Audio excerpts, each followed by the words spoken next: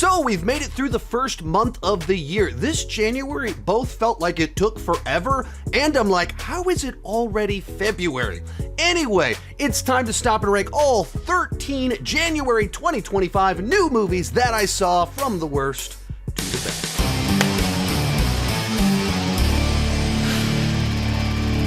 While I'm talking, be sure to join me down below in the comments section. Let me know your ranking of the new releases that you saw this month, and if I missed a movie you think I would like, let me know about it down below in the comments.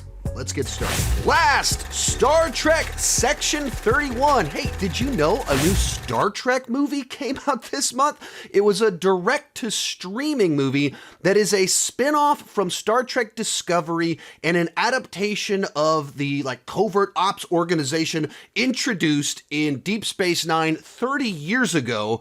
And so it's like a niche within a niche, and it's terrible, where it's basically trying to do Mission Impossible in space with the tone of Guardians of the Galaxy, but the worst possible version of both of those things, where it's just, there's a bad thing out there, but none of the wit, none of the cleverness, nothing that pops the way that Mission Impossible, whether the TV show or the movies, have done. And then as Guardians of the Galaxy stuff, it's just terrible, with the characters are just loud and obnoxious, doing silly voices, trying to do quips, but not funny ones. You don't answer her questions directly, she will punch you in your face. What? You said that she was going to be doing the face punching! As Star Trek, it's unrecognizable. It doesn't even look like Star Trek Discovery. It's like its own thing, with none of the unique distinctives of the look of Star Trek or the nature of the Federation, the genre, the allegorical storytelling. It's all gone and replaced with just this loud, obnoxious stuff. So I thought it was dreadful. It kind of did a solid to Star Trek V, that has always been infamously one of the worst, or the worst Star Trek movie. Now Star Trek V is safely not the worst Star Trek movie because Section 31 exists. This feels like a failed TV pilot that for some reason they decided to release as a movie. It was terrible. 12, Don't Mess with Grandma. This is a movie that I saw at Fantastic Fest. It actually kind of has two different titles. The director's preferred title is Sunset Superman, so you might have noticed the poster said Sunset Superman, because that's what the director wants the movie to be called. But its distributor and Tubi were like, no, Don't Mess with Grandma is the right title for this movie. It involves Michael Jai White going to go visit his grandma. He's a military man that knows how to fight and is a big, intense, intimidating guy. And then some robbers try to break into her house and he has to fight them off. And it's an action comedy with some Billy Zane in there. And, I tend to like movies like this. I like Michael Jai White. I like seeing him beat people up. This was not it right here, where the budget was just too small. So it just, everything feels so cheap. We're at this one house and there's not enough time to do the choreography right or the stunts in an interesting way. So the action is all pretty lackluster. And there's a few moments where the humor's kind of fun, but it never felt like it gelled to me into something that I was actually on board with. The whole time it felt like a movie that was trying to be more entertaining than it actually could be. So it's harmless, it's not offensive, it's just the kind of movie where I wish this was more schlocky fun and not just so schlocky but energetic. 11, You're Cordially Invited. This is a new comedy starring Reese Witherspoon and Will Ferrell, where each of them are planning the wedding for someone related to them. They accidentally double book this island that is not big enough to have two different weddings on it, and they have to work together to try and make the two weddings happen while each of them being very petty at the same time. I enjoy Will Ferrell and Reese Witherspoon. I enjoy many, many movies from both of them. I find them quite charming. Not in this movie, though. I found this film to be almost aggressively unpleasant, where they design each of these two lead characters to just be so incredibly petty and so just mean-spirited and selfish in what they're doing that you're just not really able to connect with the movie. There's just nothing there to engage with. It also feels like the kind of movie where someone that's been in LA too long is trying to write about Southern culture and they don't actually understand it. So it leans entirely into stereotypes. And that was just the whole vibe of it. All the side characters had kind of a nasty streak to them, or most of the side characters had a nasty streak to them. So a film where there are a handful of really solid laughs. Like, did it get me to legitimately laugh out loud a handful of times? Yes, it did. But between those big laughs, I was like, wow, I'm impressed at how much this movie is making me not like Will Ferrell and Reese Witherspoon. And in particular with Reese Witherspoon, she's been in a number of movies either like this. There's a number of things reminiscent of Sweet Home Alabama in this film. And then she's played characters kind of like this. That's the hard-working woman that, says exactly what she's thinking. But this is like the most just abrasive, unpleasant version of it. And with movies like this, they rely so much on you liking the characters and rooting for them so you're okay with their bad behavior. And in this movie, that didn't happen. So I just did not enjoy this film outside of like 4 or 5 really good laughs. Bringing us into the top 10, Flight Risk. This is the first film that Oscar-winning director Mel Gibson has directed since Oscar-nominated Hacksaw Ridge. After 9 years, he returned making a schlocky B-movie, and the part that's even stranger, it's a pretty bad schlocky B-movie. Like, on a competence level, You're Cordially Invited is a better made movie than Flight Risk, but I enjoyed this movie more. This is more my kind of movie, and it's an enjoyable bad for me, where You're Cordially Invited is a well-made, unpleasant film that I didn't enjoy. So in the case of Flight Risk, it feels like there's a really good idea in here. You can see why there's a concept that they went, that's a movie. It has hits all the right spots, checks all the plot twists. It shifts the dynamics just often enough that it should be a much better film. But it feels like they filmed the first draft. And so it has the right plot point, but the justification, the writing of that plot point doesn't add up. It doesn't make enough sense. It's a not good enough excuse for whatever's happening on screen, in which case the whole movie feels kind of just duct taped together with coincidences or lazy logic. The part that makes it even stranger is my understanding is that this movie or this script was on the blacklist.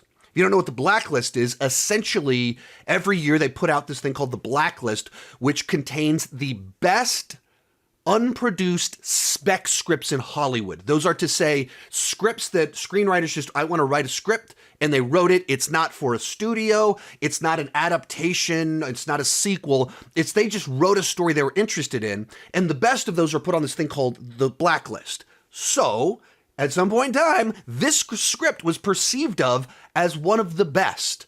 The movie that we actually see, the biggest problem is the script itself, or at least the way the pieces come together, the stuff that you would normally blame on the script. And I don't know if it was changed by Gibson, I don't know, but it feels like the writing is the problem here. The premise is good, the actual writing is bad. Now, Mark Wahlberg playing this crazy guy that's bald, it's kind of fun, it's memorable. I like the genre, it doesn't overstay its welcome, and it does keep changing things just enough to keep me interested, so I like it more than some of these other films. But the fact that Mel Gibson went from Braveheart, Passion of the Christ, Hacksaw Ridge to this, it's actually really sad. Speaking of sad things, Wolfman. This is the latest film from Leigh Whannell, who previously wrote and directed Upgrade and Invisible Man.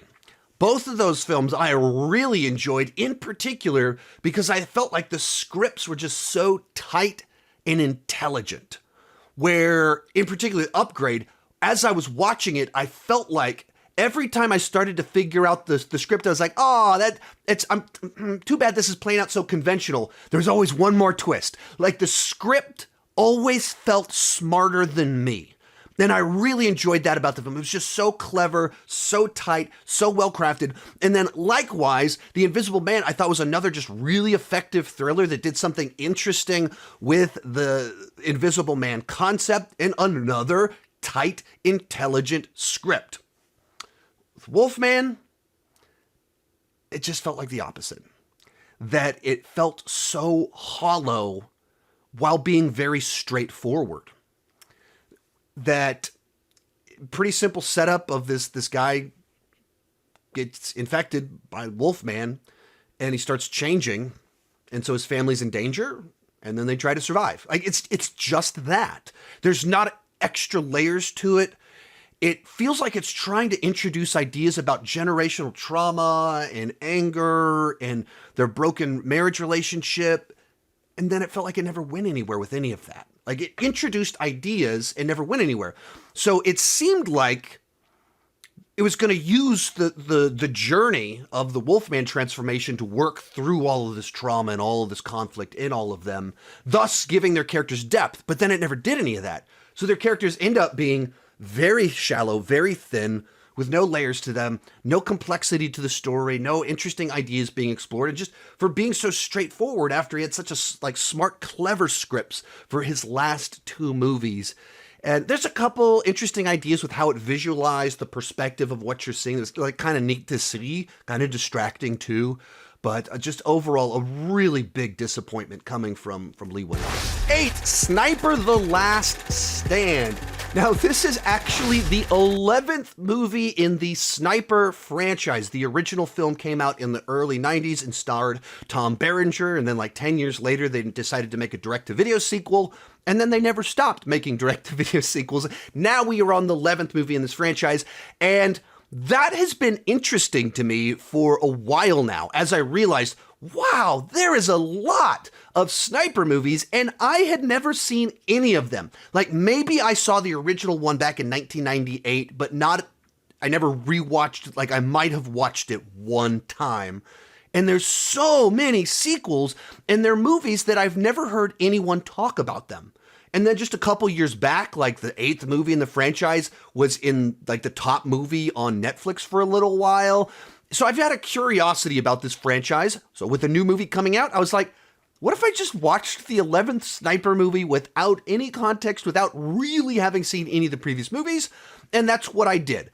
And it was actually quite a bit better than I was expecting. Now, keep in mind, I'm watching it as a direct-to-video action thriller as part of this ongoing franchise. It plays more like an episode of a television series with a kind of an episodic situation of this team being stuck at this fortress after the mission went bad, and they get in a shootout to save the day, and they have their last stand. But it was pretty effective at that. And the action was much better than I was expecting. Like, it's shot well, the stunts are convincing, there's variety in the action. And so, I mean, this is not like great, super memorable film or anything like that, but in the category where it exists, which is direct-to-video action movie, it's a Friday night and you want to throw on something that doesn't demand anything of you, delivers just enough moments of loss and heroism and some cool action, it did that for me. It delivered what I wanted out of this movie. It actually over-delivered a little bit.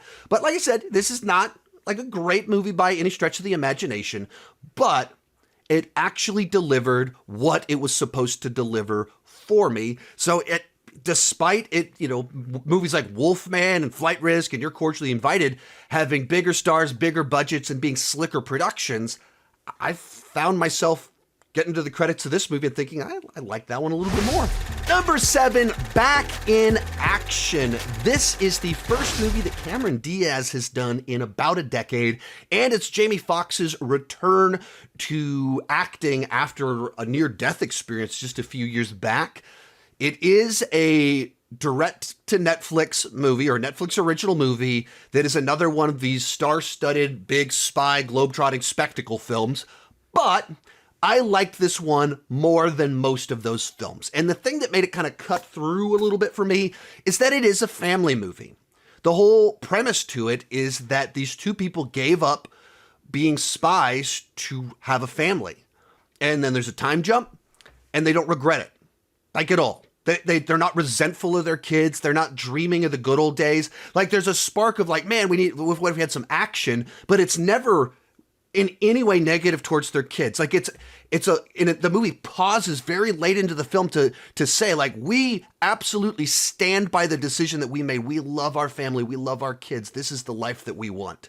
And I really enjoyed that. The action, I thought, was handled pretty well. I mean, not fantastic, but it's pretty well. There's some jokes that land, but just overall, once again, if I'm tuning in for a Cameron Diaz, Jamie Foxx Netflix original film about family, I kind of assume it's going to go places that are going to annoy me, and it didn't at all. It was like a very pro-family movie, while also featuring Cameron Diaz shooting people in the face. Next up, Night Call. This is a French language thriller that I actually saw at Fantastic Fest last year, finally released this month. And it's a cool little thriller. It's basically about a locksmith that is hired to do a job and then finds himself in the middle of this big, gigantic crime conspiracy that went horribly wrong. And the people behind all of it want him to make it right. And so it just kind of takes a skill set that's kind of fun and interesting, a locksmith, and you throw that into the world of a thriller. And you realize, oh, how many times in movies are people on the run and they run up to a door and it's locked and you need to get through it, or heist stuff, you have to pick a lock. And so it's actually a nice little gimmick that works pretty well. And it does a nice job of having some of the supporting characters in the story. You have a little bit more to them. Like, you initially think, oh, I hate this guy. And then you realize, oh, I see kind of what's going on here. Not that you're not a bad guy, but there's a little bit more to it. So just a pretty little effective thriller.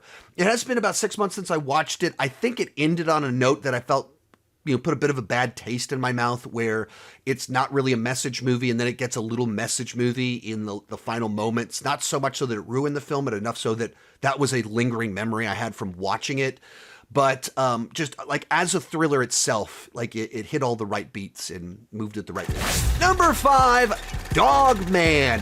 Now, my kids love the Dog Man books. My 2 oldest, Liam and Chloe, they have all of the books. They have them in order in Liam's room. Each of them have read every single one of them. And then whenever a new book comes out, we pre-order it, and then when the book arrives, they basically fight to figure out who will get to read it first, and both of them just sit there and read it in one sitting. So I am in a Dog Man household. In fact, at Fantastic Fest a year and a half ago, a different movie called Dog Man came out, and hey kids, I just saw a movie called Dog Man. They're like, what? They're making a Dog Man movie? And I was like, no, this is a totally different film. And then shortly afterwards, they announced they were making this film, and I was like, kids, they actually are making a Dog Man movie. And so they were so excited to check this one out. All 5 of our family members, we went to go see it. Opening night, no one else was in the theater, it was just us, which is always a little bit fun and interesting. But so Liam, my oldest, he really enjoyed the film. The whole time he was leaning over to me saying, hey, Dad, this is from this book. This is from book number 11. See that poster on the wall? That's who this character is. He's explaining all the Easter eggs to me, and since no one else was in the theater, it was okay that he was doing that. Karis had a lot of fun with it. Chloe was a little bit more mixed, where she's like, it was fun, it was funny, but I think they pulled from too many books, and it was a little bit too sad, because it's like a sad dog man trying to find his place in the world. And she's like, this dog man's supposed to be fun and happy. It's like, okay, the movie had heart. That's a good thing, Chloe. As for me, as the old man that's not the target audience, it's a really well-made film that it's a little bit too chaotic for me, where it really is pulling from so many different things. And in particular, the first half, you can tell where they're like montaging through events that happened in like 5 of the books. And it's a gag that they're doing, and it's funny, but it's a lot. It's a like kind of an exhausting film. Like when it was done, I was like, okay, I'm glad that's over. I enjoyed it. It was really good, but I just need to breathe a little bit because there was so much in there. Some of the fun is that it really is just wild and wacky and crazy. I mean, the basic concept is a cop and a dog are blown up and they sew the dog's head onto the man's body. That's the basic concept for this kid's story. And like the end of it involves them battling living buildings. It is wild, but it also has like really smart, dumb humor where it sets something up that is dumb humor and then it has a funny, clever twist on it. So, this is one that I had a good time with, and my kids that are fans, at least 2 of the 3 really enjoyed it. One of them was a little bit more mixed on it, but she still said it was a lot. Den of Thieves 2 Pantera. Now, I really enjoyed the first film. It felt kind of random that they decided to do a sequel all these years later. But as someone that liked the first film and that likes Gerard Butler action thrillers, I was totally game for it. I went in with modest positive expectations, and I got a modest positive experience. That it's a good, enjoyable heist film that has that same macho bravado that was in the first film, but they found a way to change up the formula. I was nervous about the way they were changing up the formula, but it actually is able to give the movie kind of its own vibe with this bromance kind of vibe going on, and good enough explanations for why everyone is doing what they're doing.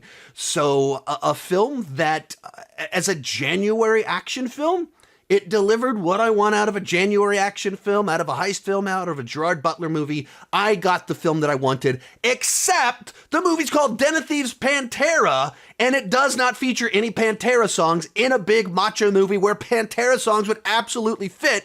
What were you guys thinking? Real quick before I give you my final thoughts, be sure to join me down below in the comment section. Let me know what was your ranking of the January movies that you saw, and if I missed something, let me know about it down below in the comments. In third, Wallace and Gromit, Vengeance Most Foul. This is the latest Wallace and Gromit film. I'm not like a big Wallace and Gromit person. My wife is a big fan, but I'm not. I respect and appreciate all of it. I get it. I'm not confused as to why this would be a franchise that people would really enjoy. It's just not my specific brand of humor. And if you're a fan of Wallace and Gromit, I imagine that you will have a great time with this film. Once again, it is just jam-packed with plenty of wordplay and wit. There's just each image that's introduced, there's always a sight gag, and whatever you think it's going to do, it kind of turns it on its head just a little bit. Moves at a brisk pace while also having a solid set of jokes throughout the entire film. Just the simple fact that it is kind of claymation makes it interesting and unique and stand out. But like I said, I'm not like the biggest Wallace and Gromit fan, but even still, I had a good time with this, and it certainly made me laugh many, many, many times all throughout the film. A runner-up, Better Man. This is a Robbie Williams musical biopic where he is played by a CGI monkey. Now, this is another one that I saw at Fantastic Fest back in September, and it was a surprise screening, so I didn't know what I was seeing. I just sat down, and before it started, they said, "We're showing a biopic of Robbie Williams, and he's played by a monkey." And I was like, I didn't realize they were making a Robin Williams biopic. What is this movie? Like, no, Robbie Williams. Robbie Williams? Who is Robbie Williams? And so then Robbie Williams pops out and he introduces himself and how he's a famous British pop star. I was like, okay, if you say so. I do not know who you are.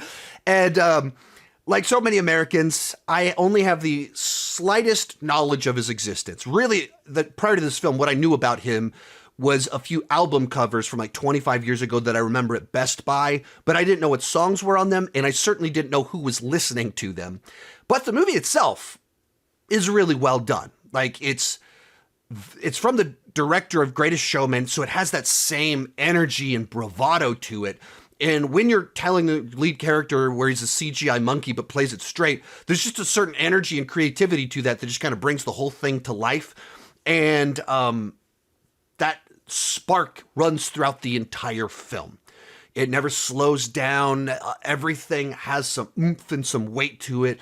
All of it has this pizzazz. On a story level, I think his journey isn't the most compelling because I tried out for a band, and then I was successful, and then I partied, then I tried to have a comeback, and it worked. Like, that's kind of his journey. The setbacks aren't really that interesting, but the telling of that story is very interesting. But in first place is Companion. January horror thrillers don't have the best reputation, and sometimes you get a great one. Companion is a great horror movie or thriller, depending on how you want to classify it, that it's the kind of film that's a little bit tough to review because I don't want to tell you anything about the film. The trailers gave away too much, and if you went into this movie blind, knowing almost nothing about it, that would be a much better experience than watching the film after watching the trailer. So I'm going to try and sell you on the movie and why it's great and why it belongs at number one without being able to actually explain anything to you, because I don't want you to know the stuff that I knew going into the movie. And so essentially it's a film that does a great job of sets you up on one path and then very quickly changes the direction of that path. And it feels like every 15 minutes we're introducing a twist that changes the dynamics of the film that we're watching and what we think we're moving towards. It has a set of twists, reveals that constantly reinterpret everything that you've seen before. That's why it's a movie where if you see everything that's in the trailer, half those twists don't work. That if you already know where it's headed, two of the biggest reverses in the movie have no weight because you're watching it, interpreting it the way that the trailers told you to. And so that loses the fun of the reinterpretation process. Those are the best twists when you're able to reinterpret something you already just watched that already made sense on the terms that was presented in the first place.